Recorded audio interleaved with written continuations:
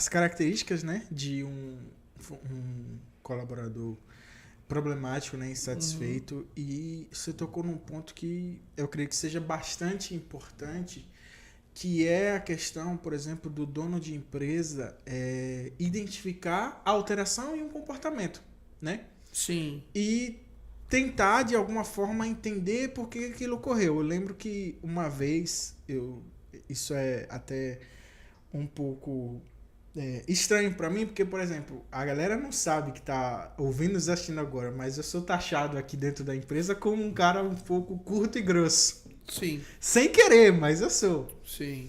Enfim, e eu lembro que um dia eu respondi na minha cabeça de uma forma extremamente normal. Uhum. Uma pessoa que trabalhava aqui, hoje já nem tá mais por aqui, mas ela me fez uma pergunta e eu fui lá e respondi na minha cabeça de forma extremamente normal. Uhum. E você chegou e me chamou, perguntou assim, tá acontecendo alguma coisa entre tu e fulano de tal? Eu peguei aquilo ali como um espanto na hora. Uhum. Porque, pô, não, pra mim tá tudo bem. Eu não sabia, por exemplo, se a outra pessoa tinha te falado alguma coisa, só que aí você me explicou. Não, eu te perguntei porque eu vi você respondendo ela de uma forma mais incisiva, vamos dizer assim, né? Sim. O ponto é o seguinte, é que notar esses comportamentos, você viu que eu tô contextualizando demais para fazer a pergunta, assim Não, como a gente tranquilo. fez, né? Mas o ponto é o seguinte, é extremamente importante quem tá ali do lado no dia a dia, o líder, né, o dono da empresa, saber identificar essas mudanças de comportamento. Sim. Que, por exemplo, é aí que começa a nascer, por exemplo, uma ação podre dentro do cesto. É onde começa a ter colaboradores que são sabotadores, né? Exatamente. E aí, por exemplo, me vem na cabeça questões como... Porque existem, por exemplo, níveis de insatisfação de alguém dentro de um ambiente. Às vezes você não gosta de alguém, mas suporta por conta do trabalho. Sim. Existe isso, né? Aqui não, mas não é um esmagadora caso daqui. maioria das empresas, sim. 99,9% das Mas empresas, a gente sim. sempre ouve casos de que, cara, eu não suporto fulano de tal, mas eu tenho que aturar por conta de determinada questão. Só que aí é que vem um ponto. Por exemplo, em uma explosão dessa, às vezes ela acaba liberando algo que tá guardando o tempo todo, Sim. né? Tipo, começa a falar coisas um pouco mais...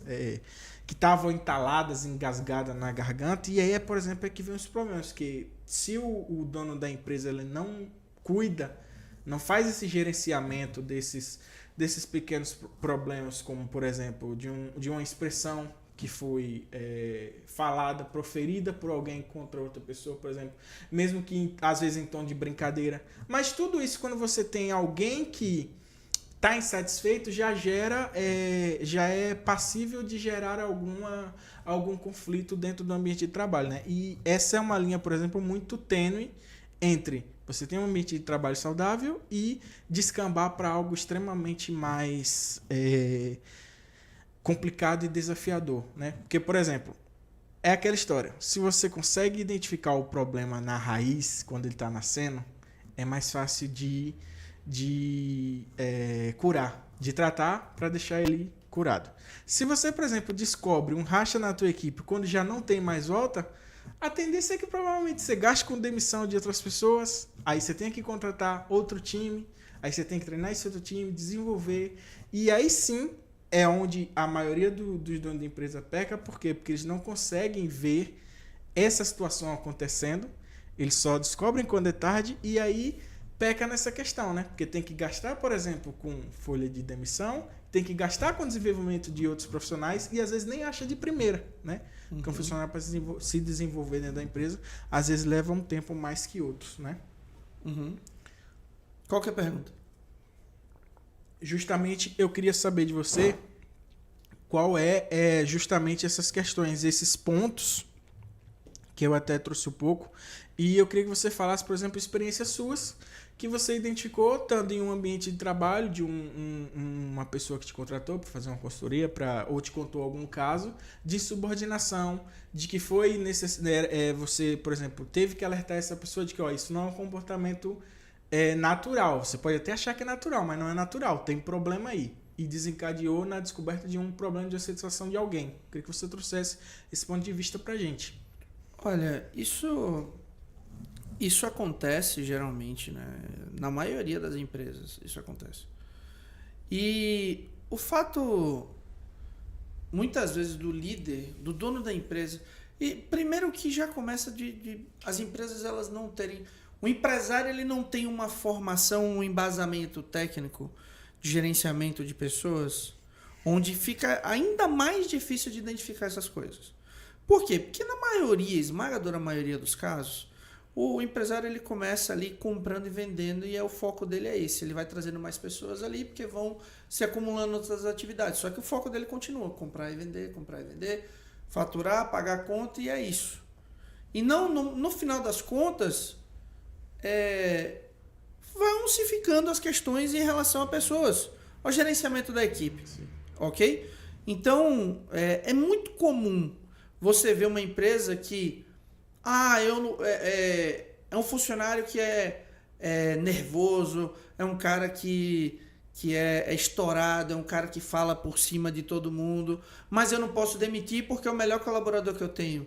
Ora, melhor colaborador, cara, se é uma pessoa que não respeita a empresa, não respeita a cultura da empresa, não respeita nem o próprio dono da empresa, eu quero que ele vá para casa do chapéu. Melhor colaborador que te dá bastante problema. O colaborador ele tem que dar resultado, não problema. Uhum. Cara, eu já vi uma empresa que não ficava ninguém na parte do atendimento. Por quê? Porque tinha um vendedor que era extremamente arrogante e agressivo e não respeitava as pessoas. E aí o que acontecia? Ninguém ficava, porque ninguém conseguia lidar com ele. E a justificativa do dono da empresa era: mas eu não posso demitir porque é o melhor funcionário que eu tenho. Beleza, pode ser o melhor funcionário que você tem, que está há anos na empresa, mas é uma pessoa tóxica.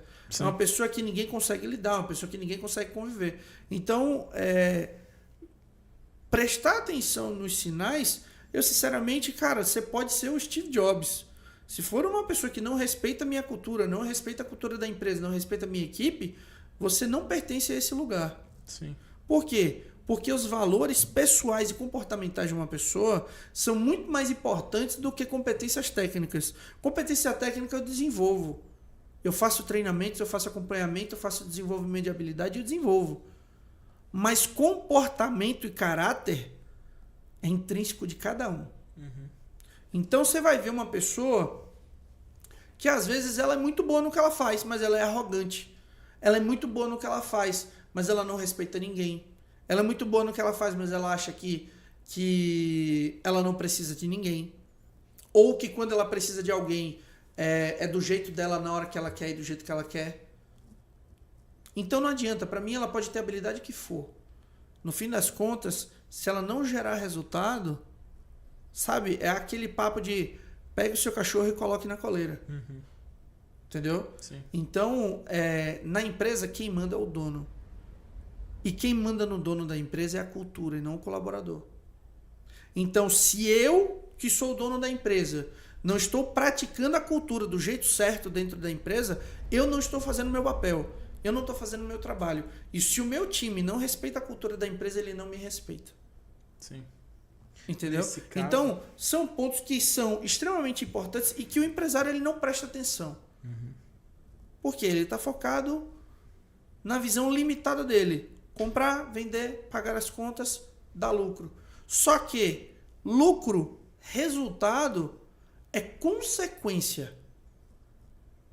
Muitas pessoas não prestam atenção nisso. Resultado dentro de uma empresa é consequência. Resultado dentro de uma empresa é consequência de uma cultura alinhada, de um time alinhado, de pessoas competentes, de pessoas engajadas, de pessoas comprometidas com o resultado. Sacou? São pessoas que vão lá e vestem a camisa e querem fazer a coisa acontecer. Porque elas estão preocupadas com a transformação que elas vão deixar no mundo amanhã. Sim. E essa transformação vai colocar dinheiro no bolso dela. Exato. Deixa eu te fazer